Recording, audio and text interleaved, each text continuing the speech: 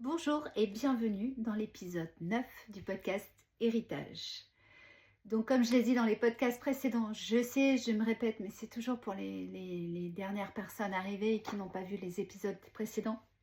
Ce podcast est lu, c'est un texte que j'ai écrit. Je n'ai pas voulu l'apprendre par cœur, même si l'histoire, je la connais par cœur parce que c'est l'histoire de ma vie. Et je n'ai pas voulu de téléprompteur. Je voulais vraiment que ce podcast reste authentique jusqu'au bout. Donc je vous souhaite une bonne lecture.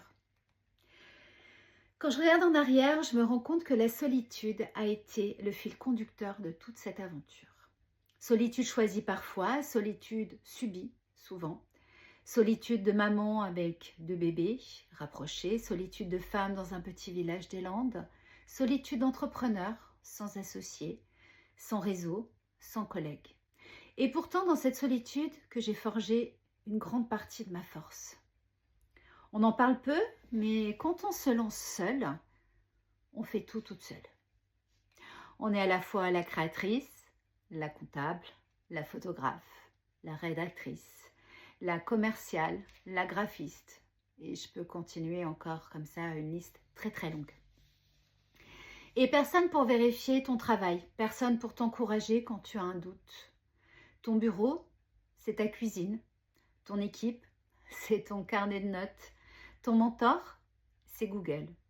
J'ai souvent rêvé d'avoir un associé, quelqu'un qui comprendrait mes 20 idées à la seconde, qui saurait me calmer quand je pars dans tous les sens et qui pourrait me dire « Ok, on choisit ça et on avance ».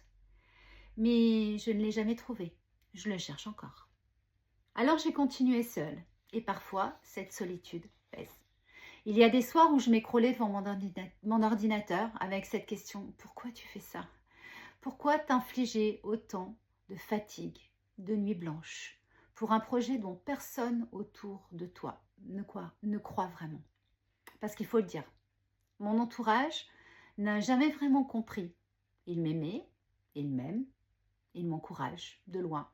Mais au fond, il se demande pourquoi je m'acharne. Même s'ils pensent me soutenir, je le vois au fond de leurs yeux qu'ils n'y croient pas vraiment dans mon projet. Il y a très peu de personnes. Donc oui, je continue à m'acharner. Le plus dur, c'était la fatigue.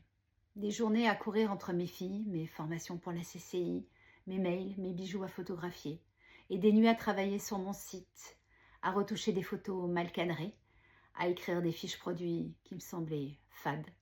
Je m'endormais parfois sur le clavier. C'était ça ma réalité. Et puis il y avait mon impatience. Je ne suis pas quelqu'un de vraiment patient. Quand je lance quelque chose, je veux que ça marche vite. Et quand ça ne prend pas, je me décourage. Je pivote. Je recommence ailleurs. On me l'a souvent reproché. Tu te disperses trop. Tu te diversifies trop. Peut-être. Mais c'était ma façon de survivre. Si une porte se fermait, j'en ouvrais une autre. Puis un jour, j'ai entendu parler de l'intelligence artificielle.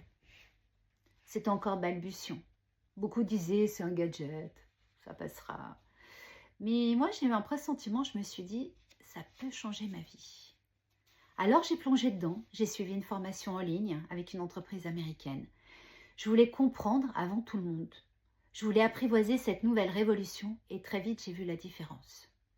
L'IA m'a permis de reprendre la main, d'écrire plus vite mes textes, de trouver des idées de contenu, d'organiser mes plannings, de prioriser mes tâches. Elle ne faisait pas tout à ma place. Je ne voulais pas qu'elle prenne ma voix ni mon authenticité. Il faut savoir s'en servir à bon escient. Mais elle m'aidait à dégrossir, à structurer et à aller plus vite. C'était comme si d'un coup, j'avais une assistante invisible. Toujours disponible, jamais fatiguée et jamais dans le jugement. Une présence silencieuse mais précieuse. Et pour une solopreneuse comme moi, ça a été une bouffée d'oxygène. Comme pour les réseaux sociaux, je n'ai pas gardé ça pour moi. Très vite, j'ai commencé à former des entreprises, des particuliers, surtout des femmes comme moi, mamans, entrepreneurs, débordées qui cherchaient à gagner du temps. Je leur montrais comment utiliser l'IA pour écrire un mail, préparer un post, réfléchir à une stratégie. Et je voyais leurs yeux s'illuminer. Ah mais c'est ça l'IA ? Ça peut vraiment m'aider au quotidien ? Et à chaque fois que je transmettais, je comprenais mieux moi-même. Et ça me donnait une légitimité que je n'avais pas imaginée. Et puis il y a eu ce cap. mes 50 ans. Le cap des 50 ans, ouais. Un chiffre qui m'a obligée à m'arrêter de réfléchir. Non, pardon, un chiffre qui m'a obligée à m'arrêter, à réfléchir, justement. Je me suis dit, ok Christelle, qu'est-ce que tu veux? Qu'est-ce que tu veux vraiment? Est-ce que tu veux passer les prochaines années à enseigner les réseaux sociaux et l'IA? Ou est-ce que tu veux donner à Satine la place qu'elle mérite enfin? La réponse est venue vite. Je voulais Satine. Je voulais donner une chance à cette marque. Je ne voulais pas finir ma vie professionnelle avec un « j'aurais dû ». Alors oui, je suis toujours toute seule. Toujours sans associé. Sans réseau derrière moi. Toujours dans mon petit village à Azur. Toujours à me débattre avec 1001 idées à la seconde. Mais aujourd'hui, je ne suis plus la même qu'à mes débuts. Aujourd'hui, j'ai deux choses que je n'avais pas avant. L'expérience, avec tous mes échecs transformés en apprentissage.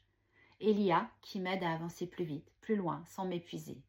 Alors je continue, avec mes doutes, mes colères, mes impatiences, avec mes nuits parfois blanches, mais avec cette conviction opiniâtre. Satine mérite d'exister, et moi, je mérite de la faire exister. Dans le prochain épisode, je vais te raconter ce que ça veut dire aujourd'hui, en septembre 2025, de jouer ma dernière